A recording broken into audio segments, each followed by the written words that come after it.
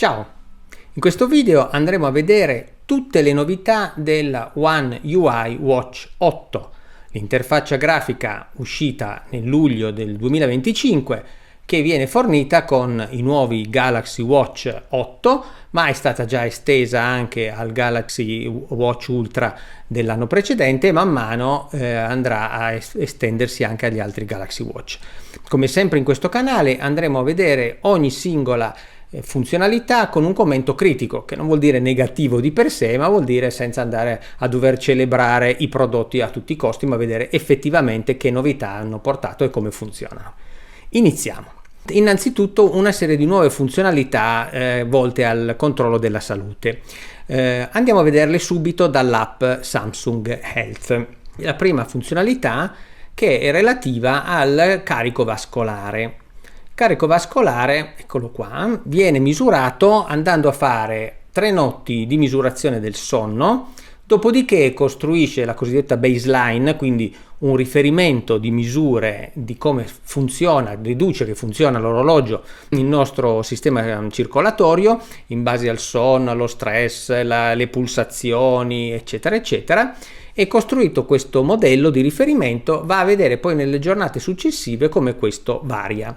Come vediamo qua si dice che influisce sul carico vascolare il sonno, ovviamente, perché il sonno è importantissimo per tantissime ragioni, l'attività fisica e la dieta sana. Ci sono anche alcuni consigli, tipo il consumo di sodio che fa alzare la pressione, e vedete sotto infatti che sono riportate le statistiche per gli ultimi giorni per quanto riguarda la durata del sonno, la durata dell'attività e il livello dello stress. E in base a questo viene calcolato quant'è il carico, quindi l'affaticamento che noi diamo al nostro sistema circolatorio. Quanto è buona questa misura? È difficile da dirlo perché è un algoritmo ovviamente segreto della Samsung. Può essere interessante, diciamo, andare a verificare nel corso del tempo effettivamente se si hanno periodi più stressanti, ci si ciba, speriamo di no, di cibo un po' più spazzatura e si dorme di meno, come effettivamente questo valore si alzi, e dove invece si fa una vita più rilassata, ecco che questo valore si dovrebbe abbassare. Ovviamente, come tutte le misure di Samsung Health, c'è poi la variabilità nel corso del tempo, come potete vedere. La seconda funzionalità nuova della versione 8 della One UI Watch è relativa all'indice degli antiossidanti. Eccola qua. Questa è una misurazione che viene fatta andando ad appoggiare il pollice sul retro del nostro orologio, premendolo fortemente, e viene misurato quello che dovrebbe essere il livello degli antiossidanti, in particolare carotenoidi, carote e altra frutta arancione, che servono a appunto rallentare, diciamo, l'invecchiamento, i famosi antiossidanti. Come viene misurato? Viene misurato tramite il Bioactive Sensor, che è quel sensore con le lucine colorate sul fondo dell'orologio. Perché premere forte il dito? Perché premendolo si favorisce l'allontanamento del sangue, quindi la superficie del polpastrello su cui normalmente si accumulano un po' di più queste sostanze antiossidanti, ecco, il sangue non interferisce più di tanto premendolo fortemente.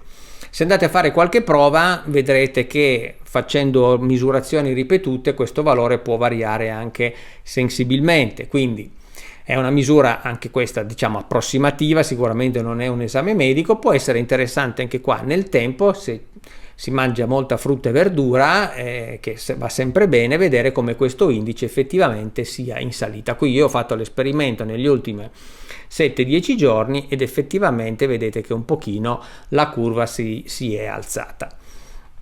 La terza funzionalità interessante per la salute è finalmente, diciamo, l'allarme per livello elevato di stress. Ora, il livello di stress è misurato da tempo dal Samsung Health, ma c'è un'opzione in più che consente di avvertirci con una notifica quando il livello di stress è al massimo e dura alcuni minuti. Questo è utile perché magari non si sta a guardare continuamente l'orologio, ci avverte, attenzione, che se il livello di stress è alto, ci prendiamo una pausa, un esercizio magari di respirazione che aiuta molto a ridurre lo stress, ed ecco che lo stress in genere può diminuire. Lo stress, che ricordo, viene misurato in base alla variabilità del battito cardiaco. Qui, se qualcuno è interessato, posso fare anche un video ad hoc su questa misura.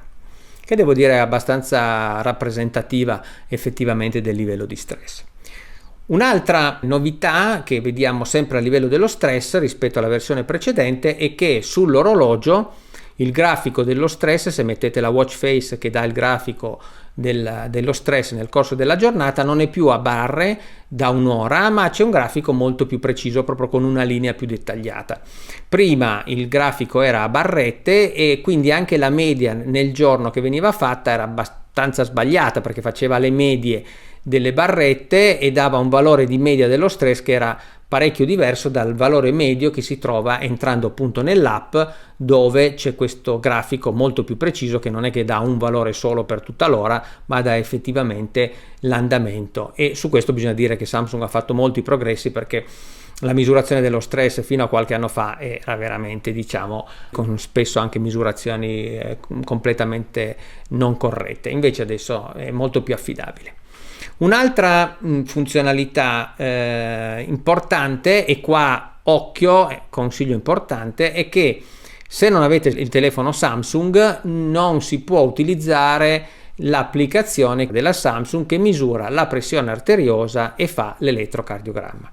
Ora c'è una persona abbastanza famosa, diciamo, in internet, che ha fatto una versione modificata dell'app che funziona anche su cellulari non Samsung, ma con la versione 8 della One UI questa applicazione viene bloccata. Quindi Samsung e Google si sono messi d'accordo per impedire che questa applicazione alternativa possa funzionare se non si ha il cellulare Samsung. Questo devo dire abbastanza antipatico, perché noi compriamo un orologio con tutte le funzionalità e quindi il fatto che poi non possiamo usarne alcune se non compriamo anche il telefono della stessa marca lo trovo veramente scorretto. Purtroppo non è l'unica la Samsung a fare così, voglio dire, pure la Apple, se si compra un Apple Watch bisogna avere l'iPhone, altre marche invece sono più aperte.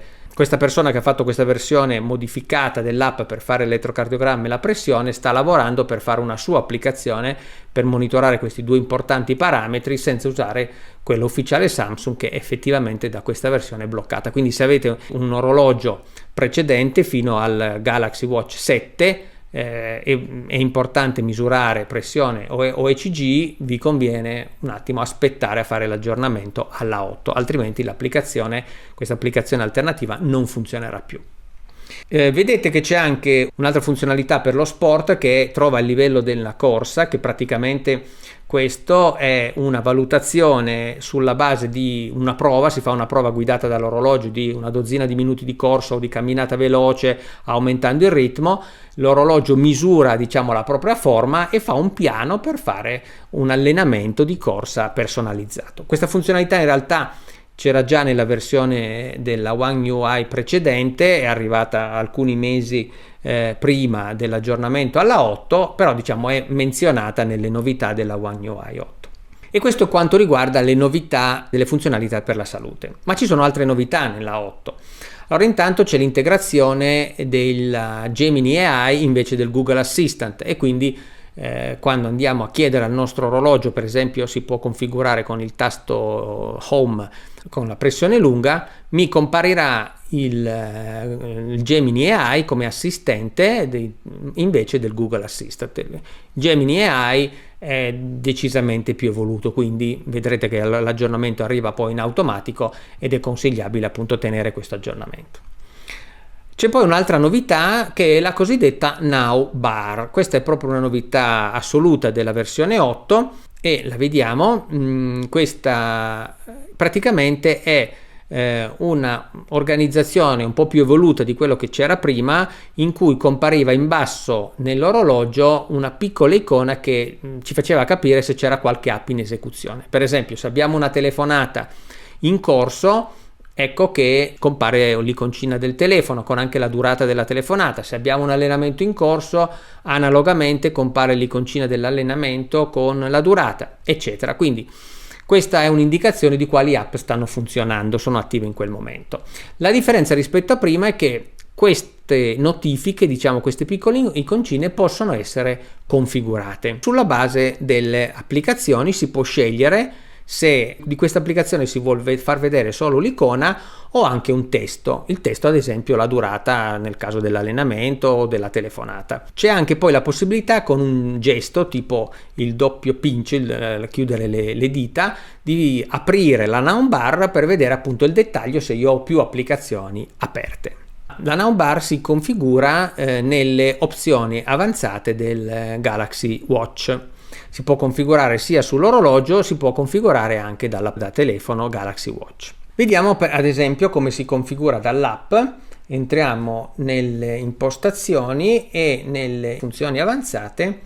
Vedete che lo stile della navbar ci fa scegliere se solo l'icona o testo. Vedete, per il controller della fotocamera, la stessa cosa per quello multimediale quando si ascolta la musica, il cronometro, il registratore vocale, Samsung Health, eccetera eccetera, no? Anche non di applicazioni Samsung, perché ad esempio qui Turbo Alarm è un'app che ho scaricato io, che è una sveglia, e vedete che anche per questa applicazione terze parti che non è della Samsung è possibile andare a scegliere che cosa si vede nella navbar.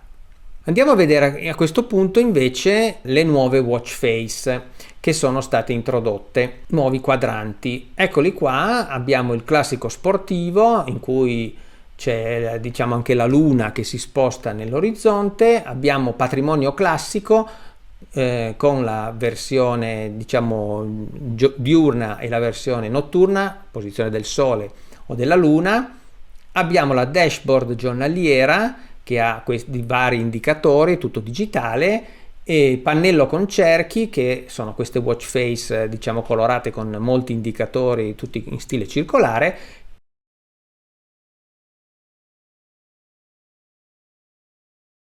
Il minimal analogico, le lancette, che devo dire, avere uno smartwatch e avere come watch face le lancette dell'ora forse è un po' poco, però può piacere.